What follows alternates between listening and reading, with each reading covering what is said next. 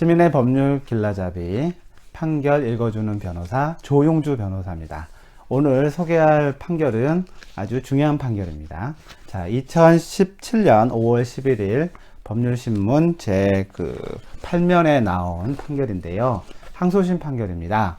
뭐냐면은 수능시험 및 출제 오류에 대한 피해가 생겼을 경우에 국가가 책임이 있다라는 판결인데요. 이제 수능시험은 2014년도 수능시험이라서 2013년도 말쯤에 이제 시험이 치러졌던 문제입니다. 그게 이제 세계 지리에 나왔던 8번 문제인데요. 이전에도 한번 소송이 이루어졌던 사건입니다. 자, 국가가 공정하게 시험을 출제하고 관리하고 채점을 해야 되는 건 아주 당연한 것이죠. 자, 수능시험은 어떤 시험입니까? 바로 인생을 결정하는 시험이고 평생 그 수능시험을 위해서 공부를 해온다고 해도 과언이 아닐 겁니다. 근데 그런 시험에서 명백하게 잘못된 문제를 제출을 했는데도 불구하고 국가와 그 다음에 시험을 출제하는 한국교육과정평가원이 이를 부인하다가 법원에서 책임이 있다라는 판결을 받게 되었습니다. 자, 이전에도 이 문제를 가지고 처음에는 이 한국교육과정평가원이 잘못된 출제가 아니다라고 했다가 소송을 해서 패소한 적이 있었습니다. 그리고 또 이번에 이 사건에 대해서는 국가에 대해서 그 시험 출제를 잘못해 가지고 재수를 했거나 아니면 자기가 점수가 낮게 나와서 자기가 가고 싶었던 학교에 못 갔던 이런 사람들이 국가를 상대로 손해배상 청구를 했는데 1년간 재수를 한 사람들은 한 6천만 원, 그 다음에 학교를 좀 낮춰서 간 사람들은 한 1,500만 원 정도의 위자료 청구를 했던 사안입니다.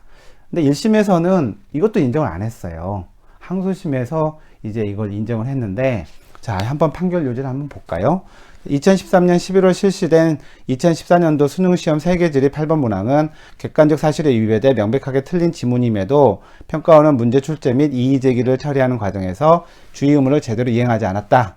이런 사실에 기초한 성적 결정 처분은 객관적 정당성을 상실한 거다 라고 지금 판시하고 있고요. 어떤 문제였는지 한번 볼까요?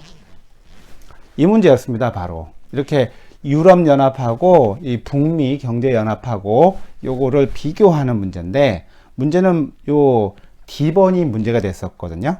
A는 B보다 총 생산액의 규모가 크다. 그러니까 GDP가 이게 더 크다라는 얘기인데 2009년까지는 그랬어요. 2009년. 근데 2011년에 요쪽 나프타가 더 생산액이 많아지게 됐어요. 근데 이 시험은 2013년도에 봤어요. 그러면 출제위원들이 가장 최근 걸 보고서 이 문제를 출제를 했어야 되는데 당연히 확인했어야 되겠죠. 근데 확인하지 않고 옛날 자료를 가지고서 문제를 출제하다 보니 여기서 답이 없는 거죠. 그러니까 이 문제를 봤던 수험생들은 당황했겠죠. 답이 없네?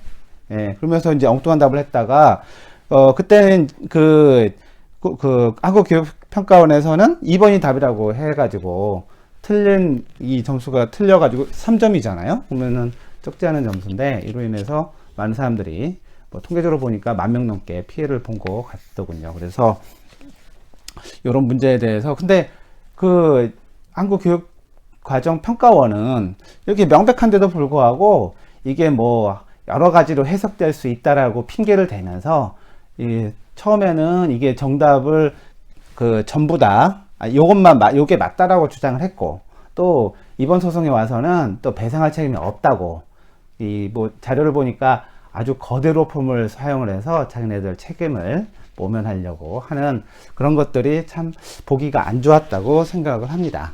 네.